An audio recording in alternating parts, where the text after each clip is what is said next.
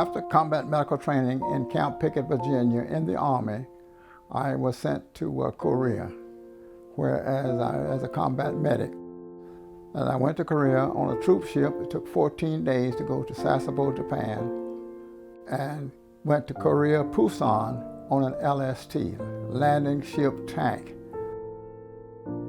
And from there, went north. And one of the most amazing things that I saw in going up to the front, was the Korean civilians trying to get away from the north. So I went there and I joined the 3rd Infantry Division, 3rd Medical Battalion. I was very bitter because I had a deferment, but because of the segregation and because of the politics, my local board would not honor my deferment. So I was very bitter. But my country, that they needed me, so I didn't have any desire at all of protesting it. I went where I was told to go. It was very difficult because, especially up in the North Korean area, because it's so mountainous and a lot of snow and a lot of cold. And then number 2, we didn't have the proper equipment.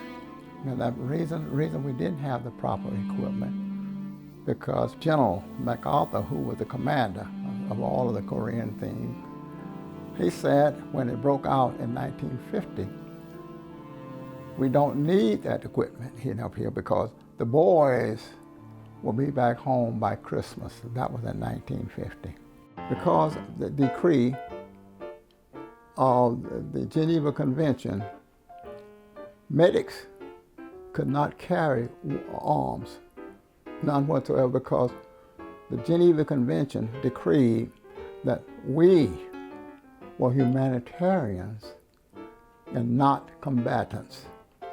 So we used to wear on our helmet a big red cross.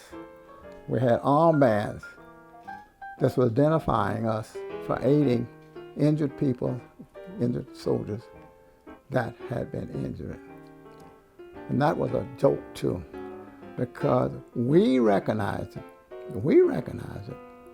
but the North Koreans and the Chinese did not recognize it. So it was a difficult situation. The first troops they just sent in there was a lot of Negroes. That's what we would identify as Negroes or coloreds. And they were a part of the 25th Infantry Division, the 24th Regiment. They were in Japan doing special duty there, because that was that was just 5 years after the World War II ended. So yes, it was a lot of segregation going on there. President Truman, who was the president at that time, he declared that the whole military, 1947, I think that's when it was, 1947, would be balanced. There was no more would be in segregation. Most of the Negroes are coloreds at that particular time.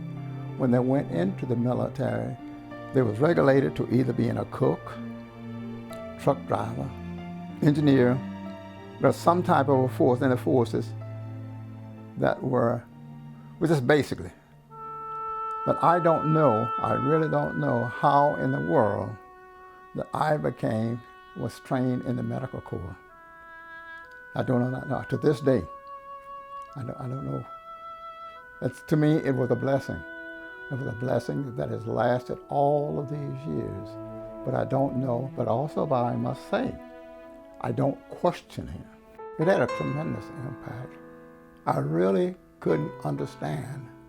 We just got out of a big war, World War II, and I just couldn't understand what were we doing. I didn't even know where Korea was, but we were sent there. We were sent there.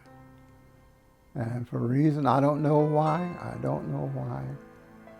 but politics entered the whole thing. Maybe I shouldn't say this, but I'm going to say it. The politics.